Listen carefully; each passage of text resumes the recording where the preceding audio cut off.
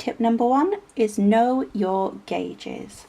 Whether you are in the UK, USA or other parts of the world, it is important that you understand wirework gauges. So we're going to start with weaving wires. Here's an example of one of them. This is an incredibly thin wire, and the wires that are perfect for weaving are in the UK between 0.25 and 0.5. You can also use 0.1, but honestly it's so fine, you just don't want to, it's probably going to snap. The equivalent in the USA is 30 to 24 gauge. So any in between there are perfect for weaving. The second one is this middle size here. These are good for wrapping, but a little bit more stable. You can also use them for base, but they're ideal for if you're doing earring hooks, if you're going to do wrapped loops, because they're still malleable and easy to shape without being too difficult like the thicker gauges are. And in the UK these are gauges 0.6, 0.7, 0.8, and the US 20 and 22. I'm assuming there's a 21 which is our equivalent of 0.7. So yes, those are the sizes for them. And then the thicker wires are your base wires, your structure wires. Basically the frames are in the UK 1mm and up, and in the US you go down in getting thicker, which is a bit weird. So it's 18 and below for you, so it's 18, 16, 14. And these are the wires that you would use for creating frames, and then you would connect them together with some form of weaving wire.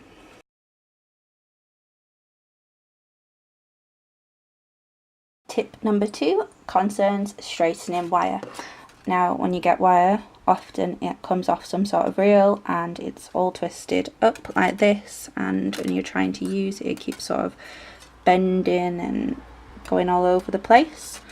So you can get an actual tool designed especially for this. It's called a wire straightener tool. I will link it in the description below if you would like to purchase one. And you just run the wire through it and it helps to straighten it out. So where before it was all twisted, now it is nice and straight. You can also, I'm just going to kink this wire a little bit, use a pair of nylon coated pliers. It works very much in the same way. Also they have to be straight on the inside. Now you do have to do this probably a few times because they're not designed for this, but they can do it. Doesn't completely remove the kinks, but it is quite a simple way of doing it. You can also work hard on it, so just be aware of that. I will mention that in one of the coming up tips. Another important thing for straightening wire back out is when you are wire weaving, if you end up with a kink. So I'm sure if you've woven at any point you've seen this happen. These little kinks can form. Now they're usually because the wire is twisted over on itself, so the easiest way is to actually just go back on itself, hold it in place, straighten it, use your hands, and we can straighten it back out. There is still visibility of, you know, a small kink in the wire, but it's actually really simple to just hide that in the wrapping. It will usually just go over like normal, and there you have it.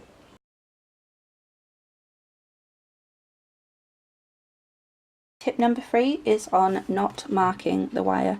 I have done some tutorials where I have shown just how easy it is to mark some wires. So here's one of them. I'm just going to use your ordinary pair of pliers, and if I do something, you know, I can easily take the wire colour off. It's starting to do it there. I could literally just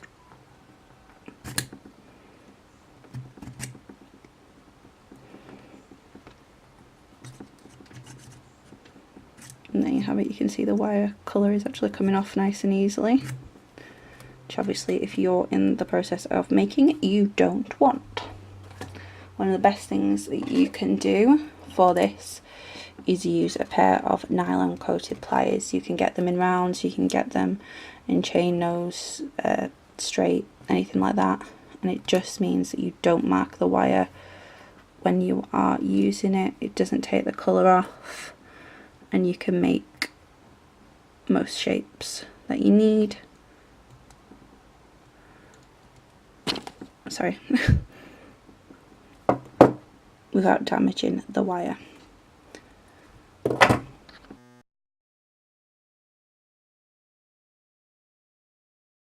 Tip number 4 is for making loops and spirals be more round. First of all, straighten out your wire. And we're going to go in with a pair of round nose pliers. And as you would normally, we're going to go on the tip and start twisting. Now, as you can see, there is actually this flat bit here, and we're going to cut that off.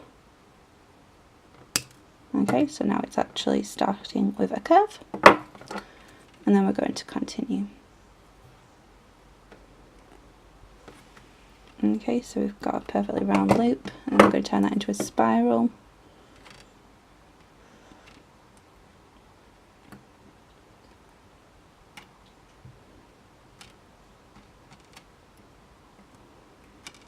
Make sure that they sit flat against each other,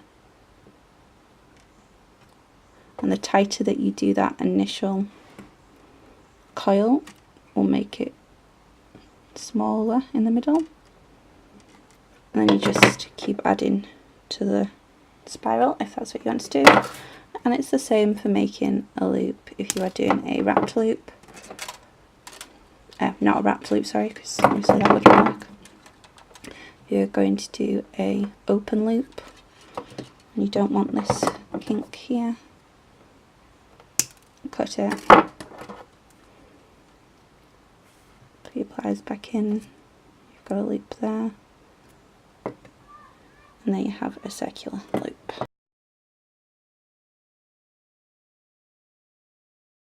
Another top tip for when you are using wire is if the wire is fighting you, one of the best things you can do is actually heat the wire up.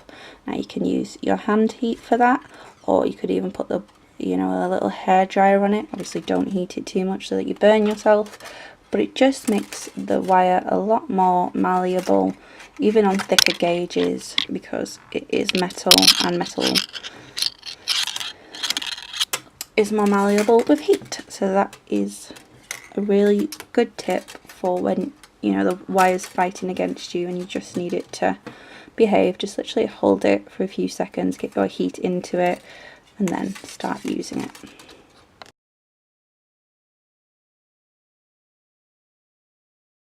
The next tip is for hardening your wire. Sometimes you need it to have a little bit more strength, and a hammer of some form is ideal for this. On some sort of block, I usually use a steel block, but you can get multiple versions of these. And just hammer the area that you want to strengthen. Now this, it also flattens it slightly, but this isn't going to move or distort now.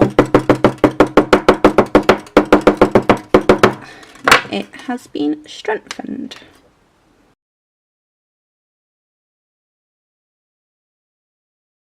We're going to look at a technique called the tiara twist.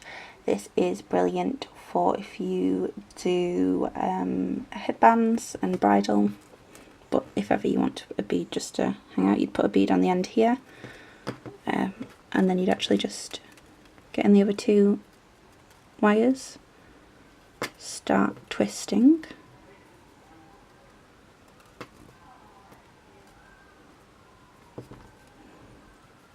and keep going until it was as tight or as long as you want. So if you had a bead, obviously it'd be easier just to do it this side. And you just keep twisting it, and this is called a tiara twist.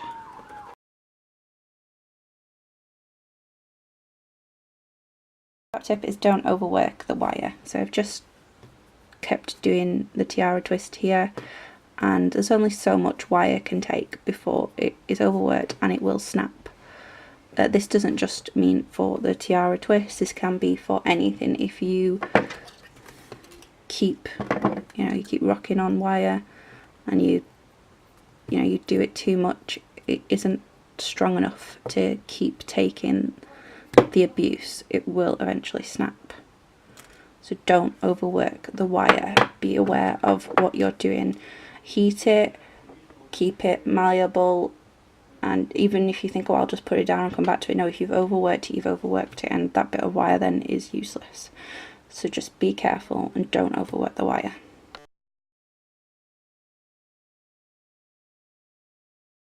This next tip is about being mindful of your tension. What I see a lot of new people doing is when they're wrapping over, they wrap it really tight and they forget that the next step might involve actually going back in between those wires, and then they can't get back in because they've done it so tight. So what happens is they've got gaps in the weave, and then it's distorted, and then later on it's squished back together again, and then it doesn't sit properly because they've done it too much. So they end up with a weave that's all sparse and all over the place. So just be aware of your tension when you are going over. If you are going to have to wrap back in between those wires, make allowances for that in your spacing.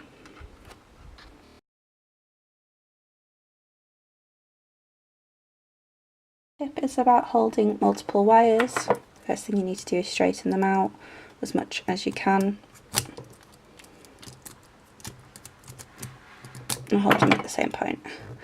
Now, I don't actually have the thing that I first recommend because I just moved and I can't find it, but I would wrap these in masking tape here. I'd make sure they were sat not clumped together but with a slight amount of space between them. Like I said before, when we get to the wrapping we need to make allowances for that. So I would wrap these in masking tape, and then I'd use one of these clamps. I don't know if I'm allowed to show you the brand, but it was just a cheap one. The point is that it has this extra bit of grip here, which is really important when holding wires. So as you can see, it is holding all three. One of them is slightly loose, which is why I advise doing masking tape and then also using a clamp.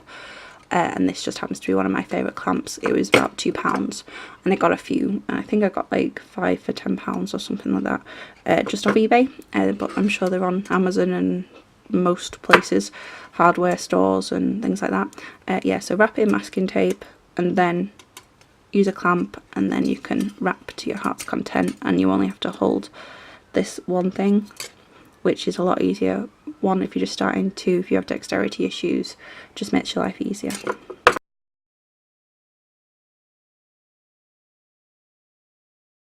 This is another tip with regards to spacing and wrapping the wires. If you want a bit of distance, a great tip is to have a bead that, obviously because it's going to be half, make sure if you want a significant amount that the size is right. But if I wanted these beads to have, these wires to have a space of 0.5 millimeters, then I would use a bead like this, and I would wrap along, and every time I attached them, because the bead would be close to where I was attaching, it wouldn't distort them like I showed in this previous part. So I'll give you an example here. If I try and wrap these wires together, they're not going to wrap any more than that bead will allow. And then I can go back in. Be careful not to try and catch the bead in that bit.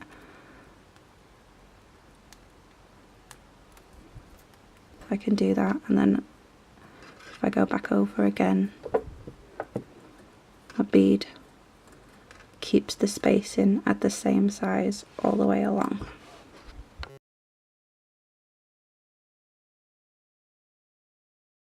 Tip number 12 concerns finishing off wire, and if you've seen any of my other tutorials, you'll have seen me use this one many times, but if this is the first time you've watched me, then this is the first time you'll have seen this, likely.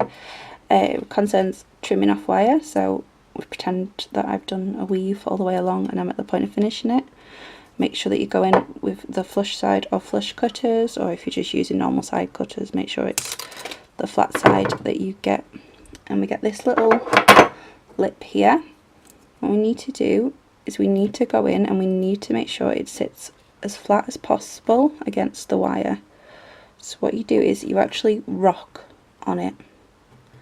Rock it back and forth. Well, you don't go back on it, you just keep going forward. Because we want to curl it around that wire as much as possible, so that when someone runs their fingers over it, or if it's on the skin, it's not going to cut them. And now that is down as much as it's going to do. Again, I've mentioned in another tutorial, this wire does mark really easily. So I would do it on coloured wire. I'd use a pair of nylon coated pliers, but just for showing you that quick tip, just keep rocking on the wire, and then get it as flat as possible. Now that's not going to hurt anyone, it's not going to scratch anyone, but just keep going until you know that it's as secure as possible.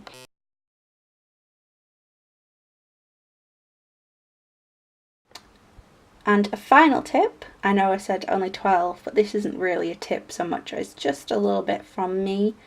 Have fun with wire. Wire is, you know, it's amazing. Whatever you can think, you can make with wire. You know, if you want to make an animal, you can make it. If you want to make jewellery, if you know, people use it in technology for in your houses, it's in your houses. Wire is everywhere, and for jewellery it can just do so much as long as you understand it, as long as you understand the different metals, and a lot of it you'll just learn by using it. So just have fun, play around, and just enjoy it, and that's probably the best tip I can give you of all the other ones. Thank you for watching, and don't forget to hit that subscribe button. Bye!